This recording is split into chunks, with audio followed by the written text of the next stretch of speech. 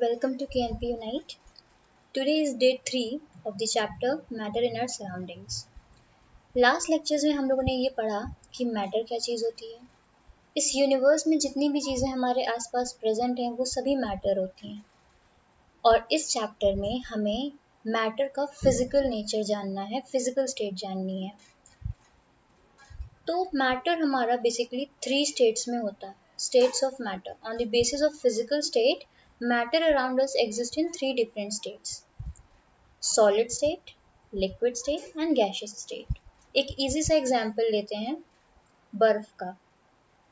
बर्फ जो होती है वो सॉलिड स्टेट में होती है। इसको टेम्परेचर देने पे ये लिक्विड में चेंज हो जाती है और टेम्परेचर देने पे ये गैशियस फॉर्म में कन्वर्ट हो जाती है।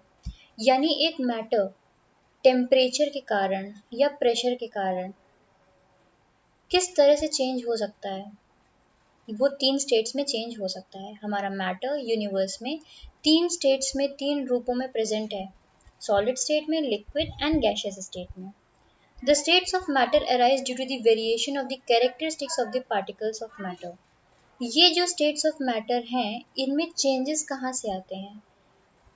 उनमें चेंजेस हमारे मैटर के प्रेजेंट पार्टिकल्स में आते हैं। उन पार्टिकल्स की कैरेक्टरिस्टिक्स कैसी हैं, वो पार्टिकल्स किस तरह से एक दूसरे से बाइंड अप हैं, उनके बीच की फोर्सेस कैसी हैं, ये सब डिपेंड करता है कि वह किस स्टेट में हैं। They have different physical properties which may be used to distinguish between the 3 states of matter. इनकी सबकी अपनी अपनी फिजिकल प्रॉपर्टीज होती हैं जो कि हेल्प करती हैं इनको डिस्टिंग्विश करने में solid, liquid and gaseous states में। सो सबसे पहले solid state.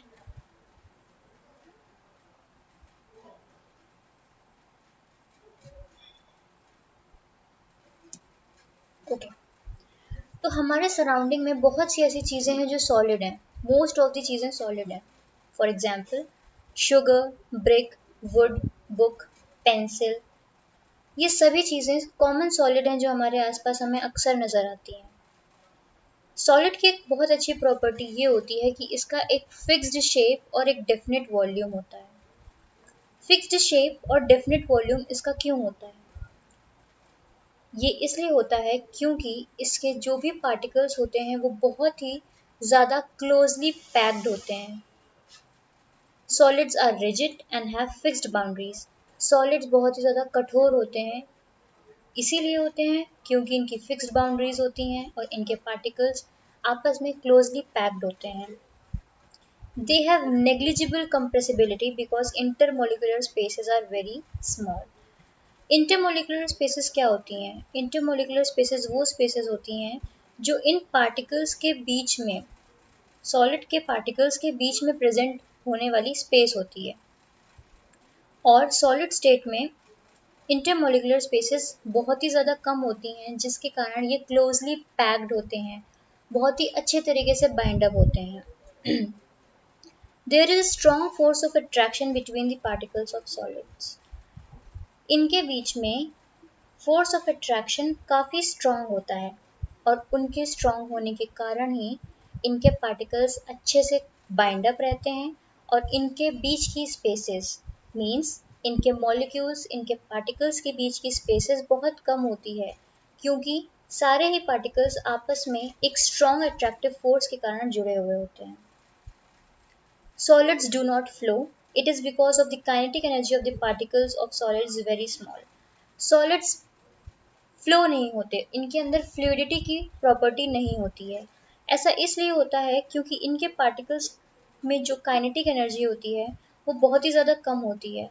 Kinetic energy means इनके पार्टिकल्स का मूवमेंट बहुत ही ज़्यादा कम होता है और ये पैक्ड रहते हैं, इसलिए ये फ्लूइडिटी की प्रॉपर्टी को शो नहीं करता है।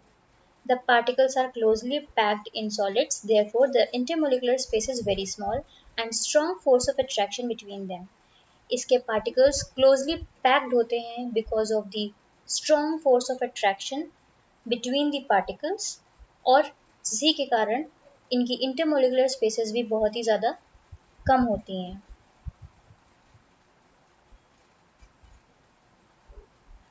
Coming to the next state, the liquid state.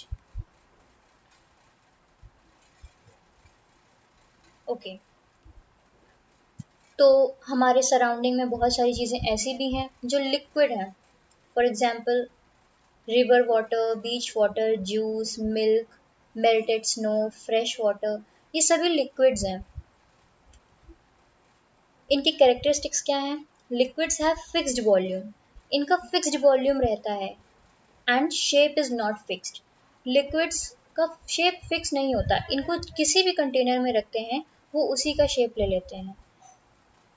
Liquids flow and change their shape so that so they are not rigid. Liquids के अंदर फ्लूइडिटी की प्रॉपर्टी पाई जाती है। इट मीन्स यह सॉलिड की तरह रिजिड नहीं होते, कठोर नहीं होते, ये किसी भी डायरेक्शन में फ्लो कर सकते हैं और इसी वजह से इनका कोई डेफिनेट शेप नहीं होता।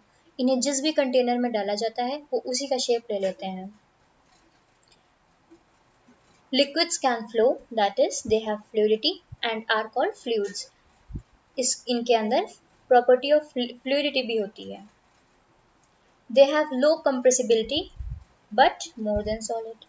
इनके अंदर फ्लूइड कंप्रेसिबिलिटी होती है बट कम होती है और सॉलिड से ज़्यादा होती है। मीन्स सॉलिड्स को कंप्रेस करना इज टफ, बट लिक्विड को थोड़ा सा कंप्रेस किया जा सकता है।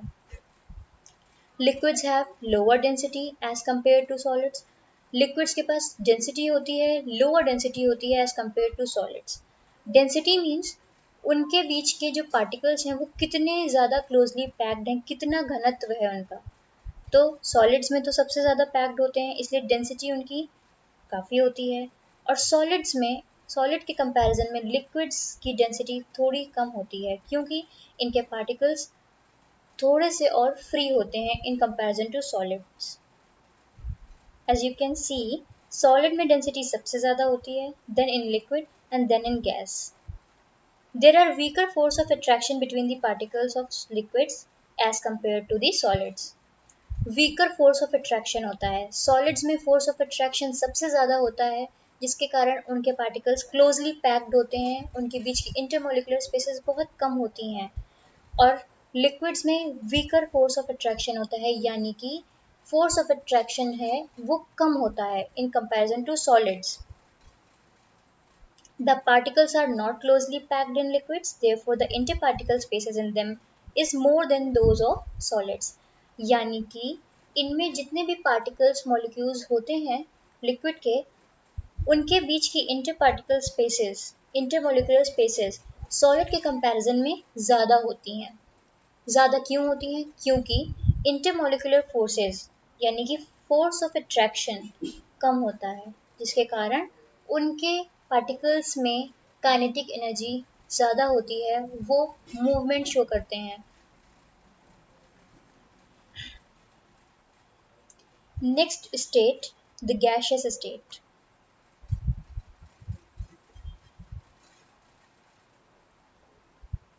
हमारे सराउंडिंग में air, hydrogen, oxygen, carbon dioxide, ये सभी कॉमन गैसेस हैं। ये सभी गैसियस स्टेट में प्रेजेंट हैं।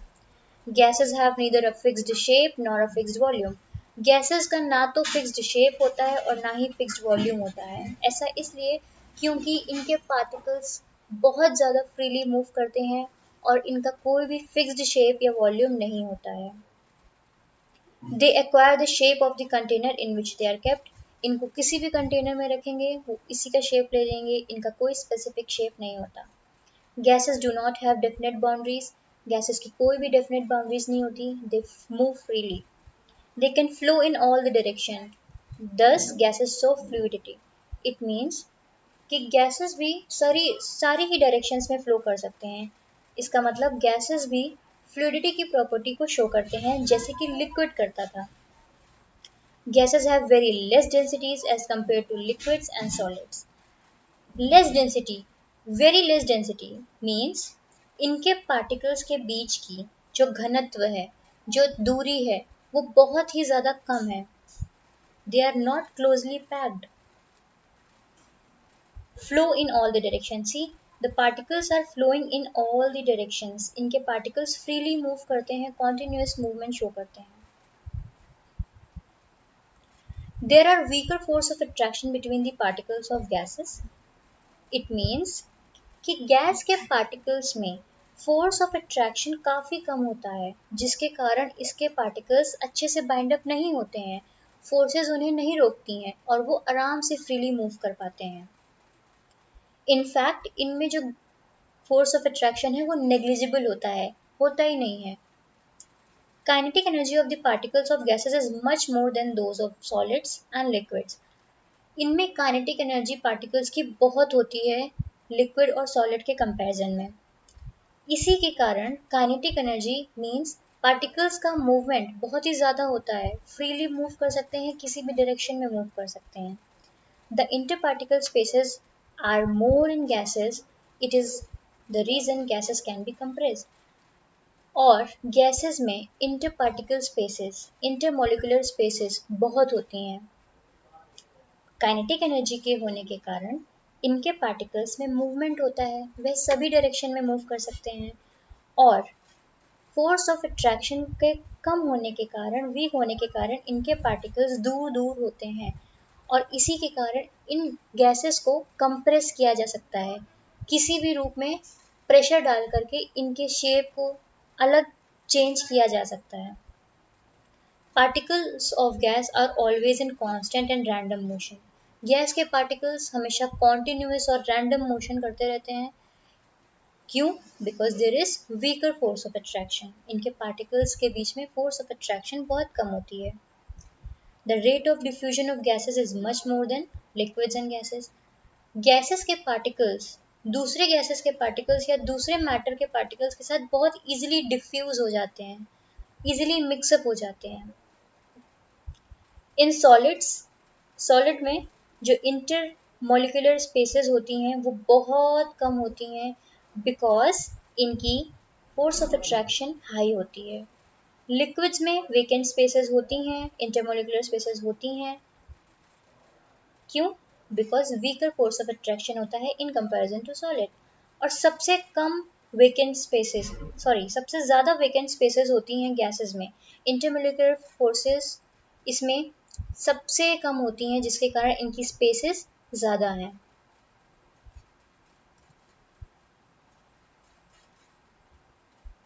As you can see, solids में इंटरमॉलिक्यूलर स्पेसेस कम हैं, लिक्विड्स में ज़्यादा और गैसेस में बहुत ज़्यादा है, जिसके कारण ये सबसे ज़्यादा फ्रीली मूव कर रहा है।